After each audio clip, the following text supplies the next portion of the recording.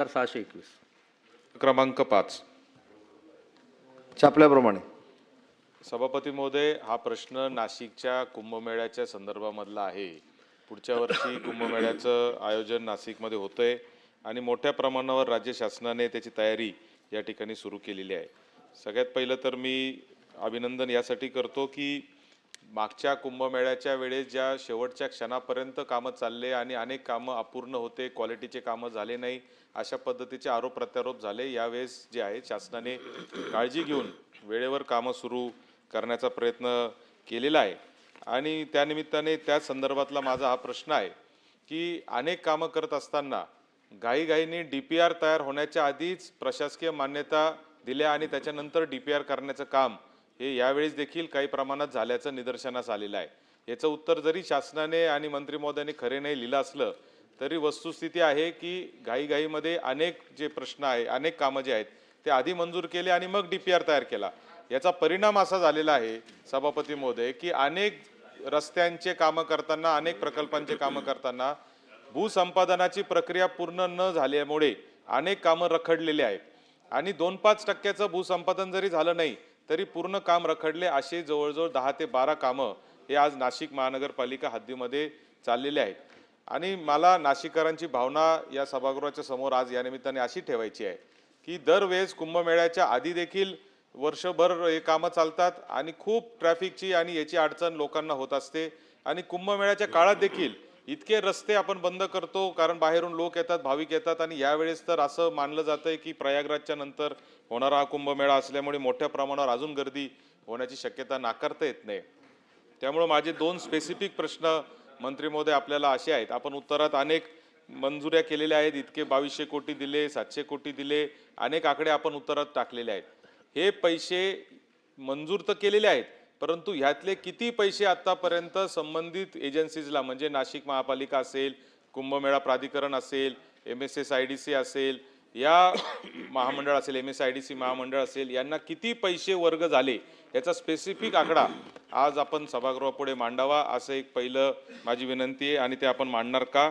आणि दुसरा प्रश्न माझा जो आहे तो म्हणजे नाशिककरांना न्याय देण्यासाठी आज जी ट्रॅफिकची कोंडी आज नाशिक शहरामध्ये तयार झालेली आहे, एका छोट्याशा भागामध्ये देखील तास-तासभर ट्रॅफिक होतीये रस्त्यांच्या कामामुळे, तर ठेकेदारांना त्याच्या काही सूचना देऊन आता आपण उत्तरात दिलंय का आम्ही ट्रॅफिक वॉर्डन लावलेत, हे लावलेत.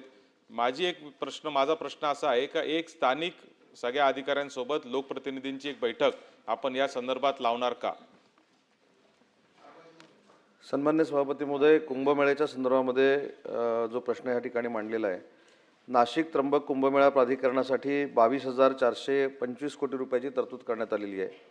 केंद्र शासनाने 8,761.54 कोटीची तरतूद केलेली आहे आणि राज्य शासनाने 3,545.49 कोटीची तरतूद केलेली आहे. अशी 34,732.39 कोटी रुपये कुंभमेळ्याच्या या सगळ्या विविध कामांवर लँड ॲक्विजिशन पकडून हे खर्च होणार आहेत.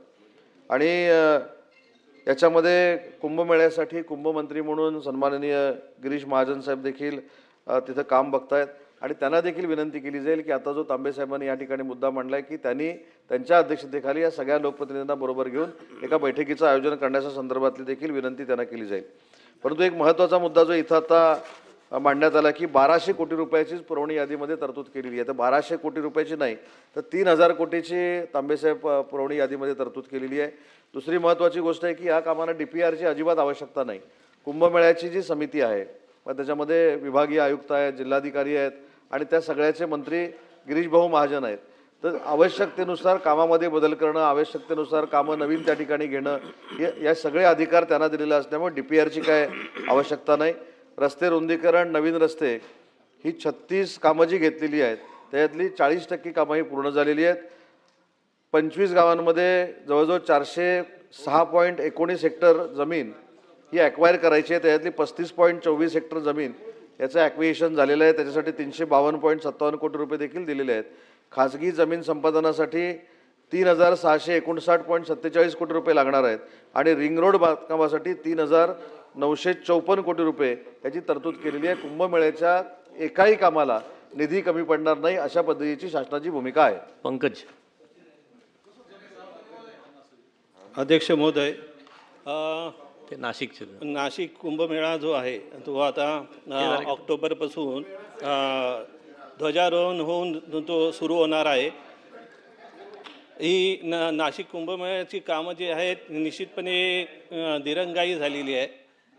कारण का 2 वर्षापूर्वी ही कामं सुरू व्हायला पाहिजे होती, पण आतापर्यंत जो आहे दिरंगाई विविध कारणामुळे झाली आहे. पण मी आपल्या माध्यमातून सरकारला जो आहे विनंती करू इच्छितो की बऱ्याच या गोष्टी आहेत याच्यामध्ये, या कामांमध्ये दिरंगाई होती आहे. आता साधारणतः जो आहे तुम्ही समजा कुठे पाईपलाईनची सोय करताय तर रोड तुम्ही खोदता, पाईपलाईन टाकता, परत नंतर जो आहे तिथं इलेक्ट्रिक केबल टाकायची असेल तर परत जे आहे तुम्ही 30 पाईपलाईनच्या जी जागा आहे ती खोदून तुम्ही टाकताय. तर एकाच वेळेला समजा हे सगळे निर्णय घेऊन एकाच वेळेला तुम्ही खोदकाम करून ती जे कामं जे आहेत पूर्ण केली तर त्या रहिवाशांना जो आहे तो सातत्यानं जो त्रास होतो आहे तो होणार नाही. दुसरी गोष्ट अशी आहे की तुम्ही जे रिंग रोड बनवतायत आणि जमिनी घेत आहेत तर त्याच्यामध्ये जे मोबदला तुम्ही देताय तर काही ठिकाणी काही आमदारांनी सुद्धा जे आहे मुख्यमंत्र्यांकडे तो प्रश्न टाकला की रोड आहे उजवीकडच्या लोकांना उदाहरणार्थ जे आहे 2 लाख रुपये देत आहेत आणि डावीकडच्या लोकांना जो आहे 1 लाख रुपये देत आहेत. तर हा जो द्विजाभाव आहे तो रहिवाशांना तो जो आहे रहिवाशांना जो आहे हे समजून येत नाही की पलीकडे गेलं तर 2 लाख आणि या इकडच्या रहिवाशांना 1 लाख. हे जे याच्यामधली जी सुस्पष्टता जी आहे सरकारने करावी की दोघांना जे आहे समांतर जो आहे निधी द्यावा किंवा त्याची रक्कम द्यावी ही जी आहे शासनाला विनंती करू इच्छितो. आणि लवकरात लवकर केव्हापर्यंत ही सगळी कामं होतील, कारण का ऑक्टोबर महिन्यामध्ये ध्वजारोहण झाल्यानंतर जो आहे कुंभमेळा सुरू व्हायला सुरुवात होते, तर त्याच्या आधी जी आहे आपण ही सगळी कामं जी आहे पूर्ण करावी हीच विनंती. सन्मान्य सभापती महोदय, पंकजीनं मुद्दा मांडला, त्याच्यासाठी सायमल्टेनियसली सगळीकडे कामं सुरू आहेत. आणि ही जर आपण सायमल्टेनियसली सगळीकडे कामं सुरू केली नाहीत तर कुंभमेळा सुरू व्हायच्या अगोदर ही कामं संपणार नाहीत. म्हणून प्रशासनाने ती कामं सुरू केलेली आहेत. पण ट्रॅफिकच्या बाबतीमध्ये अडथळा निर्माण होणार नाही अशा पद्धतीच्या सूचना दिल्या जातील.